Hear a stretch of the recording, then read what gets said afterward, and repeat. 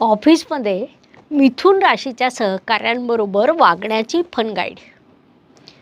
मिथुन राशीचा सहकारी ऑफिसमध्ये असणं म्हणजे एकाच वेळी standup comedy show, brainstorming session आणि टेलिफोन बूथची गडबड.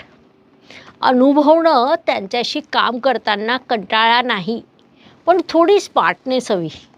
चला समजून घेऊ की या मल्टीटास्किंग चैतन्यमय गप्पाड्या सहकार्यासोबत वागायचं कसं. मिथुन सहकाऱ्यांसोबत वागण्याचे गोल्डन रूल्स. त्यांच्या कम्युनिकेशन ओव्हरलोडला सामोरे जा.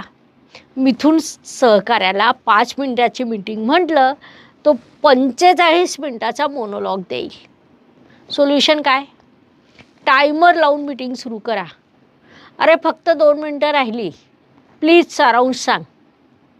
हा मस्त आहे म्हणत नकळत नोट्स घेता घेता हसत राहा. त्यांच्या आज हे उद्या ते स्वभावाला सरळ सांगा. मिथुन सहकाऱ्यांचे प्रोजेक्ट मूड असेल, सोमवारी हा आयडिया मस्त आहे, बुधवार यात काहीच नाही, शुक्रवार नवीन आयडिया सांगतो. मग सोल्युशन काय? डेडलाईन लिहून द्या, नाहीतर तो क्रिएटिव्ह मोडमध्ये हरवून बसेल. आधी हे पूर्ण करू मग नवीन सुरू करू, असं पण तुम्ही मध्येच सांगू शकता. त्यांच्या सोशल बटरफ्लाय स्किलचा फायदा घ्या. मिथुन सहकार्याला ऑफिसमधील सगळ्यांशी बोलायचं असतं, शिपायापासून तर CEO पर्यंत. सोल्युशन काय? तू HR ला बोल, मी मॅनेजरला सांगतो. म्हणजे नेटवर्किंगचं काम त्याच्यावर सोपवा, पण गॉसिप टाईमला वर्क टाईमपेक्षा जास्त वेळ देऊ नका. त्याच्या आयडियाला बौद्धिक तुफानाला हात द्या.